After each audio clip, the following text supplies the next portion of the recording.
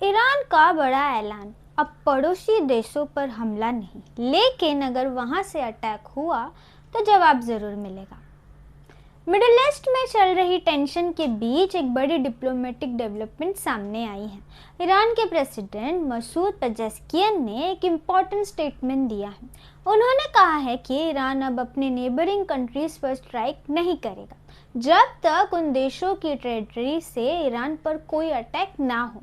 यह अनाउंसमेंट उस वक्त आई जब यूनाइटेड स्टेट और इसराइल के साथ चल रही कॉन्फ्लिक्ट अब दूसरे हफ्ते में एंटर हो चुकी है। पूरे गल्फ रीजन में टेंशन काफ़ी बढ़ चुकी है।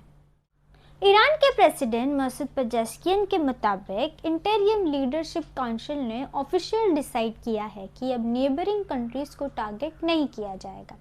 प्रेसिडेंट ने यह भी कहा है पिछले कुछ दिनों में जो स्ट्राइक नेबरिंग कंट्रीज में हुई है उसके लिए ईरान उन देशों से माफ़ी भी मांग रहा है। दरअसल पिछले कुछ दिनों में ईरान ने रिटेलिएशन स्ट्राइक के दौरान गल्फ कंट्रीज को टारगेट किया था। इनमें शामिल है सऊदी अरेबिया, कतार, यूएई, कुवैत, बहरीन और ओमान। इन सब कंट्रीज गल्फ कॉरपोरेशन काउंसिल का हिस्सा है और इनके अंदर या आसपास अमेरिकन मिलिट्री बेसिस और एसेट्स मौजूद हैं। इसके अलावा इराक, जॉर्डान, अजरबैजान और तुर्की भी इस कॉन्फ्लिक्ट के क्रॉस हेयर्स में आ गई है। इस वॉर के इम्पैक्ट सिर्फ मिलिट्री लेवल पर ही नहीं बल्कि ग्लोबल इकोनॉमी पर भी पड़ने लगा है। फ्लाइट्स कैंसिल हो रही है, कई कंट्रीज़ ने एयर स्पेस टेम्पररीली क्लोज कर दिया है और ऑयल और गैस प्रोडक्शन पर भी इसका सीधा असर पड़ रहा है।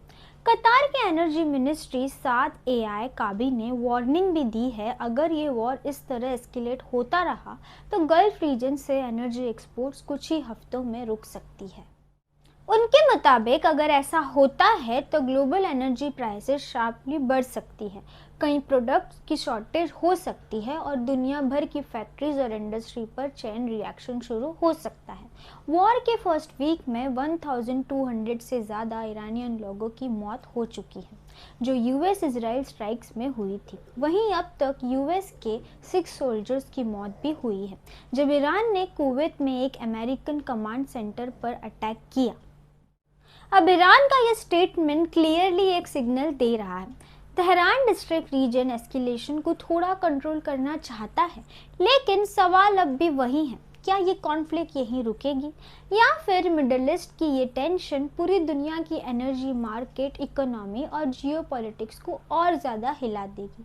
क्योंकि अगर गल्फ रीजन की एनर्जी सप्लाई डिस्टर्ब हुई तो इसका असर सिर्फ मिडिल ईस्ट तक नहीं बल्कि पूरी दुनिया के हर देश की इकोनॉमी और हाउस होल्ड के बजट तक पहुंच सकता है।